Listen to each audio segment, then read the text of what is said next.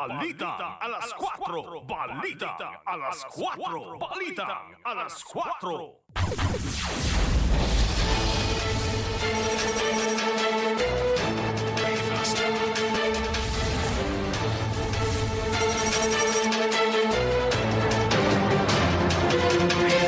Magandang hapon. Ako po si Joey Falcon. Sa pangalan ni Tolitz Laureño, ako po ang maghahatid ng balita ngayong alas 4 hanggang alas 4:30. Ito sa ating Balita alas 4. Balita.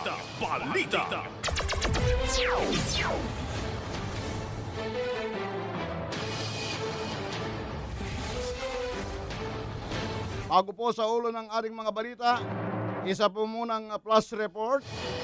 Isang sunog ang nagaganap sa residential area sa Barangay Addition Hills sa Mandaluyong City. Umabot na po sa 5th alarm at kasulukuyang pang inaapula ang apoy at pinapayuhan ng otoridad ang mga residente at motorista na umiwas muna sa nasabing lugar. Antabayanan ang kabuuan ng balitang yan at ang ating mga follow-up.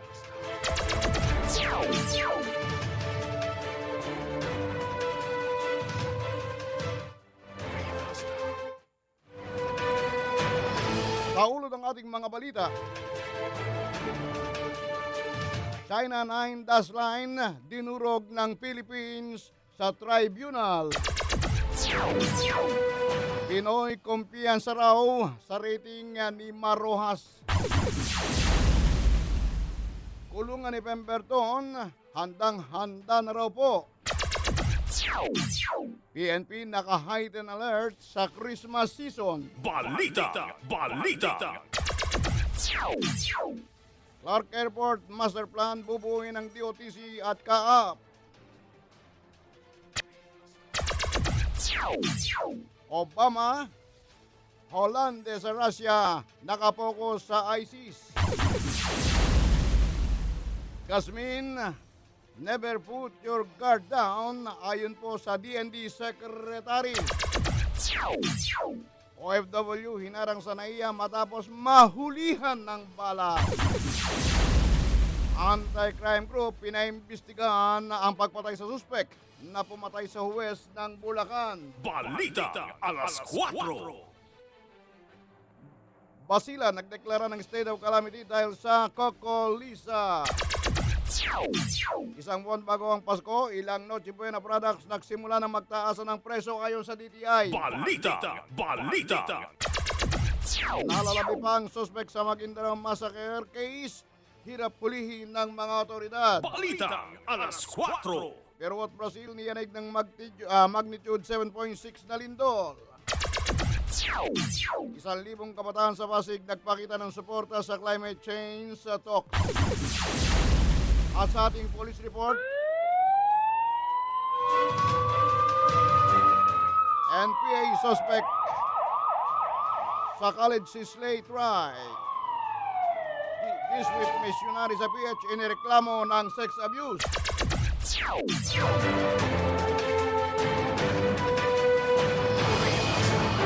Balita alas 4. Balita alas 4.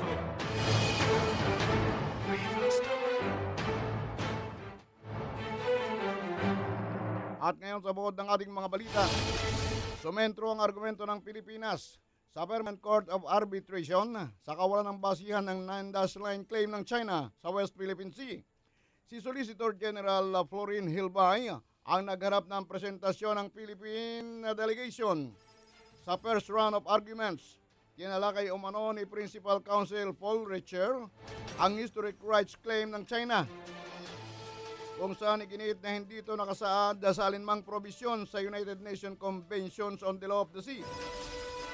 Binanggit daw ni Richler na ang pag-angkin ng China sa mga lugar na saklaw ng 9 dash line ay nakakasagabal sa fishing at exploration activities ng Pilipinas. Samantala si Professor Bernard Oxman ang tumalakay sa pagiging illegal ng claim ng China kung saan nalalabag ang karapatan ng Pilipinas na isang coastal state. Sentro naman ang argumento ni Andrew Lowenstein, ang kabiguan ng China, na itatag ang claim nito dahil matagal na panahon nang hindi nagsasagawa ng exclusive control ng mga nasabing karagatan o inaangking teritoryo. Iniharap din ni Lowenstein ang 8 mapa na galing pa ng Ming Dynasty para patunayang hindi kasama sa teritoryo ng China ang mga islang inaangkin sa ilalim ng Nine Dash Line.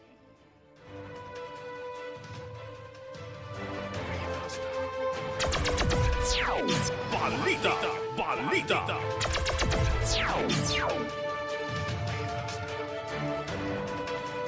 Samantala matapos ang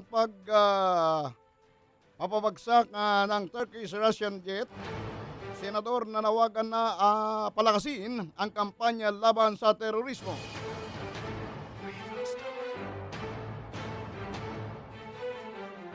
May ulat po rito ang ating kasamang si Jojo Sikat.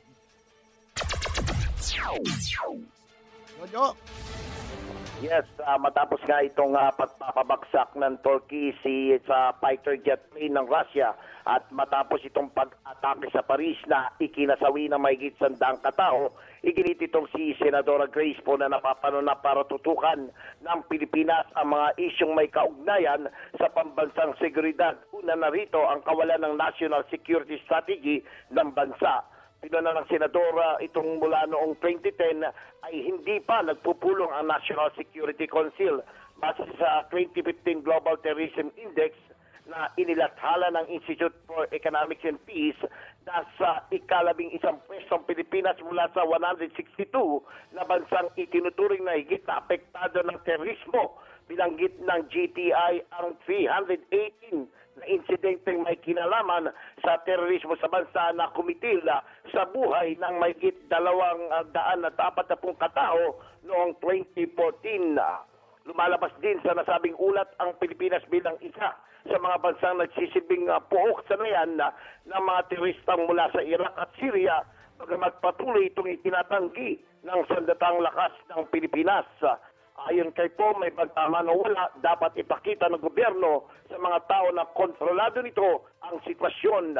Aniya nanganganib ang bansa sa banta ng terorismo, kaya dapat lamang na seryosohin ang problema na may kinalaman sa seguridad at tiyakin na hindi pamugaran ng mga terorista ang Pilipinas.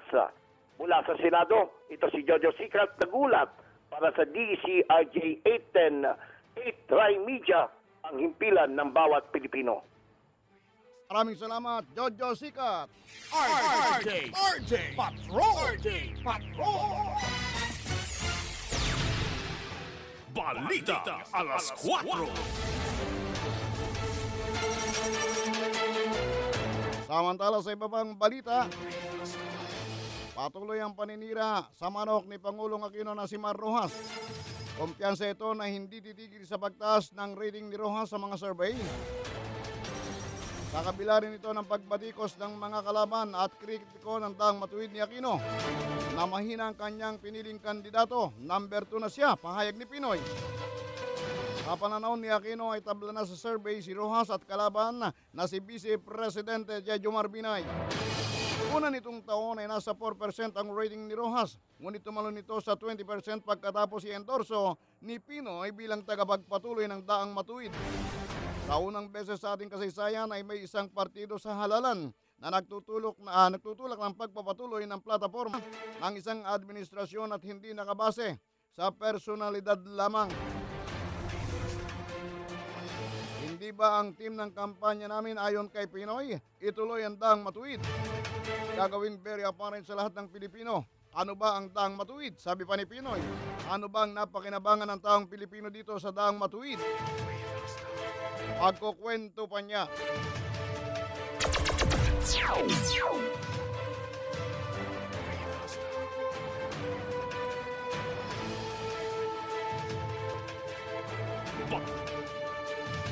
Balita alas 4. Samantala, hinamon daw po si Rojas ni Romualdez sa issue ng tax rate reduction. May pagulat po ang ating kasamang si Felix Tambongko. RJ Patrol! Felix Tambongko, please come in. Standard Bearer Marojas na himuki ng nilang kalyado sa Kamara sa issue ng lower income tax rate ngayong 16th Congress. Sinabi ng mambabatas na nakakalungkot na mistulang iwinawagayway ni Bolmonte ang white flag sa naturang panukala at ang pagsasabi na ipaubaya na lamang ito sa 17th Congress. Ayon pa kay Romualdez, sa ngayon para sa kanila mahalaga ay may lusot sa Kongreso ang lower income tax rate bill at bahala na si Pangulong Aquino kung lalagdaan o veto ang naturang panukala. Sakaliman naman ng magmatigas si Pinoy, maaaring maging accountable siya dito o magbaklas ito sa presidential bid ni Rojas. Mula sa Kongreso, Felix Tambongko nag-uulat para sa DCRJ 810. A-Tri Media, ang tinig ng bawat Pilipino. Maraming salamat, Felix Tambongko. RJ Patrol! Balita alas 4. Oras po natin, alas 4:13.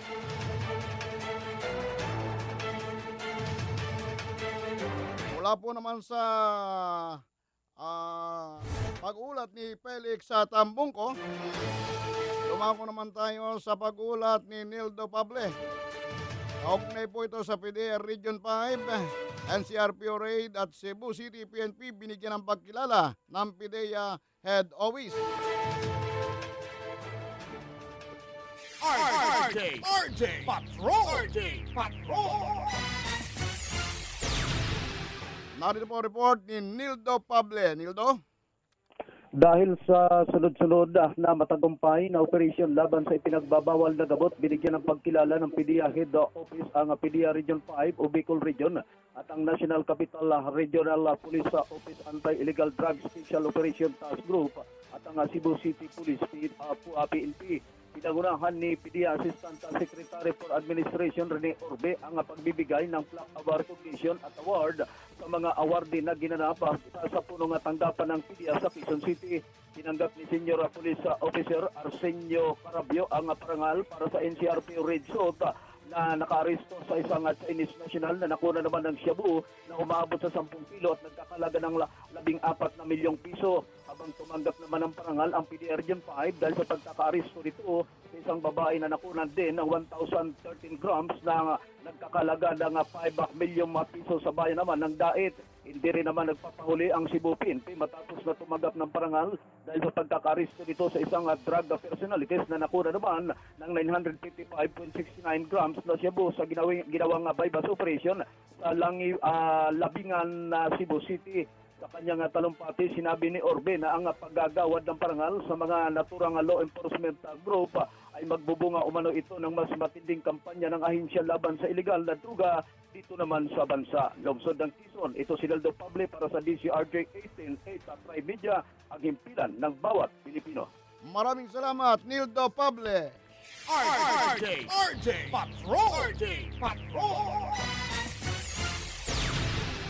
Balita alas 4. Samantala, oras po natin, alas 4:16. This time check is brought to you by IB Fluid Medical 400, the fastest medical for the worst pain. Mabuting paalala mula sa SSS. Layunin ng SSS na mga benepisyo ay agad na ibibigay sa nahunang pangangailangan. Bilang miyembro, siguruhing kontribusyon ay laging sapat at on time. Mga loan ay mga pribilehiyong napakinabangan. Maayos na pagbayad nito ay pagsigurong sa muling pangangailangan, ito ay agarang maaasahan. Mabuting paalala po muli, siguruhing nasa ayos ang ating SSS membership upang benepisyo at pribilehyo ay hindi naaabala.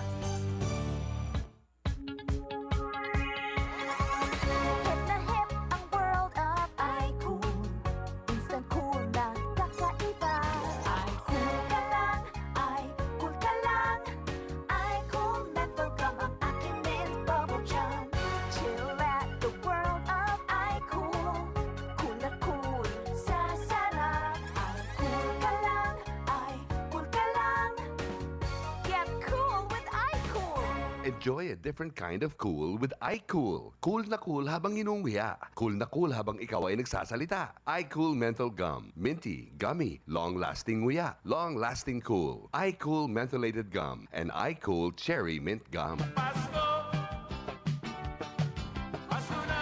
Ho, ho, ho! This is RJ.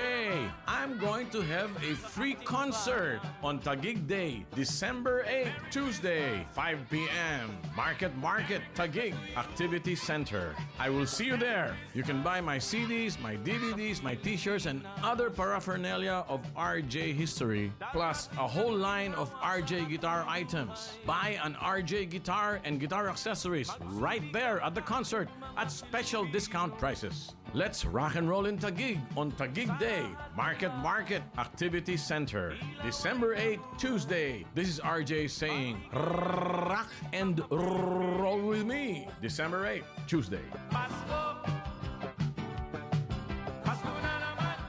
This program is brought to you by 8 Tri-Media Pro Incorporated. Alas 4 na sa pagtatapos ng araw. Narito na ang mga nakalap na maiinit at rumaragasang balita sa loob at labas ng bansa mula sa silid pambalitaan ng DZRJ 810 at 8 Tri-Media Broadcasting Network. Narito si Rapido Tolitz Laurenio, ang inyong tagapagbalita. Balita alas 4. Balita alas 4. Balita alas 4. Balita alas 4. Balita.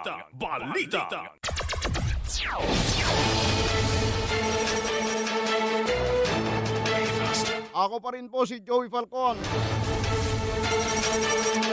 Tuloy-tuloy pa rin tayo sa pagbabalita sa pangalan ni Tolitz Laurenio. Ayos ko pong ulitin na isang sunog ang nagaganap ngayon sa Barangay Addition Hills sa Mandaluyong. Mabot na po sa fifth alarm ang nasabing sunog at kasalukuyan pa itong inaapula. Pinapayuhan po ng mga otoridad ang mga residente at motorista na iwasan muna ang nasabing lugar. Inuulat na natin, Barangay Hills sa Mandaluyong City. Residential area po ang nilalamon ng apoy.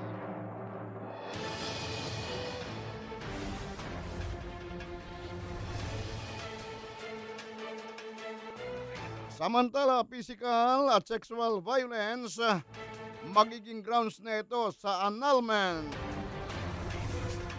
Yan po ay sa pamamagitan ng ulat ng ating kasamang si Felix Tambongko. RJ Patrol. Ang physical Felix Tambongko, please come in. House Bill 6297 ay inihain ni Pasig Representative Roman Romulo. Amiendahan ito ang kasalukuyang family code na nakatuon lamang ang probisyon sa paghihiwalay dahil sa physical violence. Sa kabila ng pag-iral ng family code, patuloy pa rin tumataas ang kaso ng karahasan laban sa kababaihan at mga bata ayon pa sa mambabatas. Magugunit ang mismong si Pope Francis ang nagsabi na morally necessary para sa isang pamilya na maghiwalay kung ang pag-uusapan ay pagbibigyan ng proteksyon sa mas mahinang asawa o batang anak mula sa pananakit at eksploitasyon. Sinasaad rin sa panukala na dapat ring mabigyan ng pagkakataon o oportunidad ang biktima ng isang abusive marriage para makapagkasama muli at magtayo ng panibagong pamilya. Mula sa Kongreso, Felix Tambongko nagugulat para sa DZRJ 810, 8 Tri-Media, Boses ng Pilipino. Maraming salamat, Felix Tambongko. RJ Patrol. Balita.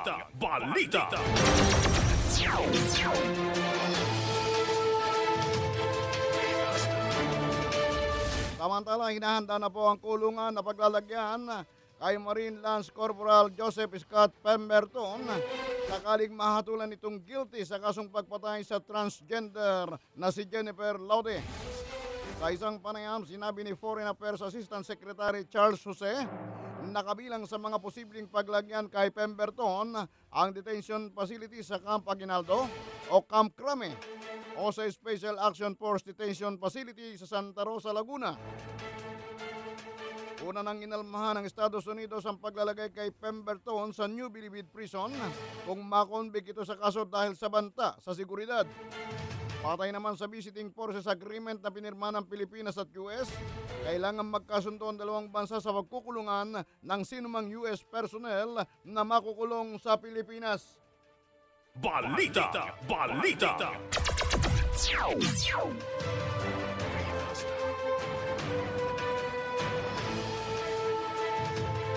Sa kabilang dako, naka-alerto na ang Philippine National Police o PNP ngayong papalapit na ang panahon ng Kapaskuhan.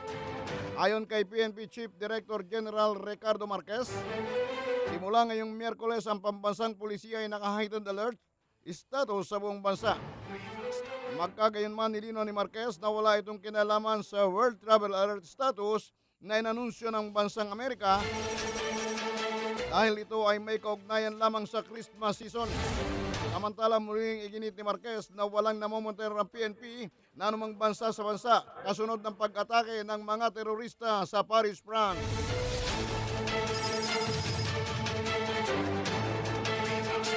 Samantala, SSS Tolpi calls bukas na para sa mga miyembro ng OFW. RJ Patrol! Narito ang ulat ni RJ Patrol, Nildo Pabile. Nildo? Inilunsad ng Social Security System ang 1-800 toll-free international call services sa mga pangunahing destinasyon sa mundo upang paigtingin ang kampanya sa pagbibigay ng social protection sa mga overseas Filipino workers. Ang mga toll-free numbers ay ang mga sumusunod 001-8000-call-SSS para sa Hong Kong at Singapore, 00-8000-call-SSS para naman sa bansang Malaysia at Taiwan, Italy at United Kingdom, 801-4275 para sa bansang Brunei, 00800-100-2660 para naman sa Qatar, 800-0630-0038 para sa United Arab Emirates at 800-863 sa 0022 para sa Saudi Arabia at 8000-6094 para naman sa bansang Bahrain. Ayon kay Judy Francis Isis, SSS Senior Vice President ng International Operation, ang mga bagong toll-free services ay karagdagang serbisyong hatid ng SSS OFW Contract Services Unit para naman sa mga membrong nasa karatig bansa, kabilang na dito ang hotline numbers, email support at special desk assistant.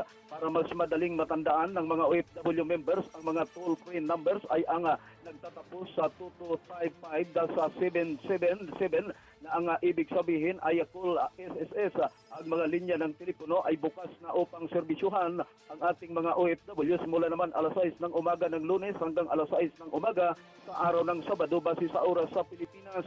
Nitong nakaraang taon ay itinatag ng SSS ang OFW CESU upang mas mapadali ang komunikasyon sa pagitan ng SSS at kanilang mga membro, partikular na ang sektor ng OFW na may partikular na interes at pangangailangan na dapat tugunan dahil sa bagong serbisyong ito. Hinahaba ng OFW CSW o CSU ang kanilang operating hours mula naman 16-5 ay naging 24/5 na. Neldo, mula naman dito sa lungsod ng Quezon, Neldo Pable para sa DCRJ 898 Trimedia, ang himpilan ng bawat Pilipino. Maraming salamat, Nildo Pable. RJ Patrol! Balita!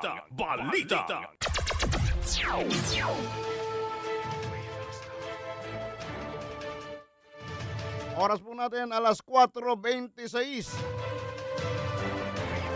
Mula kay Nildo Pable, lilipat na rin pa tayo sa isang RJ Patrol. Ito po naman ay may kaugnayan sa veto power ng Pangulo, handang i-override ng mga mambabatas. RJ Patrol! Narito ang ulat ni Felix Tambongko. Felix? Nakahanda nilang mambabatas na i-override ang veto power ni Pangulong Aquino sakali at tutulan ito ang pagpasa ng panukalang lowering income tax rate ng mga empleyado. Isang pulong balitaan ng minorya sa Kamara, sinabi ni Wanda Party List Representative Silvestre Bello III na hindi sila mangingiming kuhanin ang boto ng mayorya sa Kamara na may katumbas na 3/4 votes para lamang mailusot ang naturang panukala. Ayon kay Bello, malakas ang kapangyarihan ng dalawang kapulungan ng Kongreso na ipasa ang panukalang lowering ng tax rate ngayong 16th Congress, suportado man ito o hindi ng Pangulo. Magugunit ang isa sa masigasig na nagsusulong ng panukalang tax reduction ay si Marikina Representative Ramiro Kimbo, isa sa kinikilalang lider ng Liberal Party at alyado ng Pangulo. Samantala, nagpahayag na rin ng pagsuko sa panukala si Speaker Belmonte na hindi na nila kakayanin sa 16th Congress ang panukala dahil sa kawalan ng sapat na panahon. Mula sa Kongreso, Felix Tambong ko nag-uulat para sa DCRJ-810. 8 Media, ang himpilan ng bawat Pilipino. Maraming salamat, Felix Tambongko. RJ Patrol! Balita!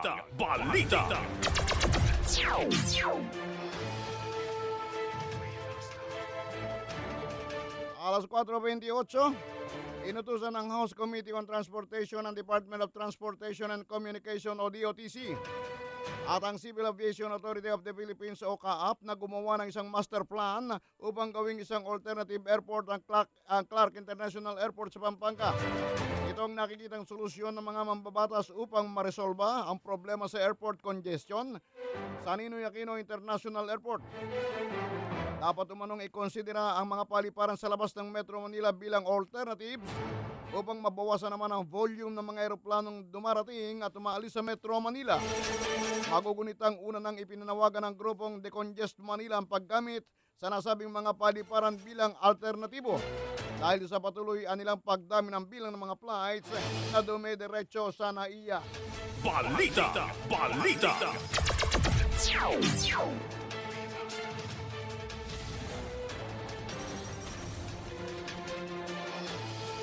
Pinalala naman ni US President Barack Obama at French President François Hollande ang Russia na manatiling nakapokus sa pag-atake sa rebelding grupong Islamic State sa Syria at huwag nang balingan ang ginawang pagpapabagsak ng Turkey sa isa sa kanilang jet. Hinimok din nila ang Russia na huwag nang palakihin ang isyu kaugnay sa mala stab in the back umanong pag-atake ng Turkey. Ayon kay Obama, wala pa siyang sapat na impormasyon kaugnay sa insidente, ngunit may iwasan ito kung mananatiling nakapokus ang Russia sa paglaban sa global terrorist imbes na sa mga maliliit na grupo lamang ng mga rebelde sa Syria. Balita!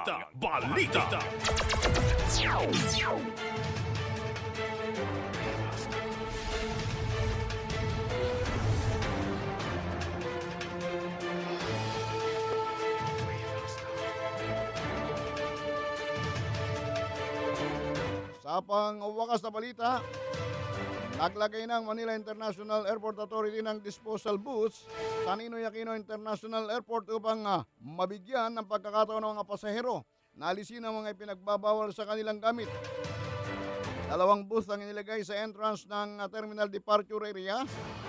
Maaaring ma-double check ng mga pasahero kung may balang kanilang bag at ilagay doon ang illegal na item bago dumaan sa x-ray scanner.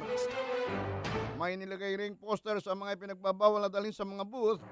Isa lamang umano ito sa mga hakbang na ginagawa ng MIA upang matugunan ang kontrobersya sa Lagbalay scam. Samantala, hinarang ang isang OFW na patungo sana ng Macau sa Kangina matapos umanong makita ng bala sa kanyang bag. Ayon sa report, nakita ang bala sa bag ni Gerard Ubarde na pinaglalagyan ito ng mga gamot. Itinanggi naman ito ng OFW at sinabing imposible umanong magdala siya ng bala. Gayong alam niya na ipinagbabawal ito. Agad namang pinilaya si Ubarde matapos maayos ang kaso. Balita alas 4. At sumayin nyo ang mga balita alas 4 sa pangalan ni Tolitz Laureño. At ang ating mga kasama sa labas na nagbigay ng ulat, sina Nildo Pable, Jojo Sikat, Felix Tambongko,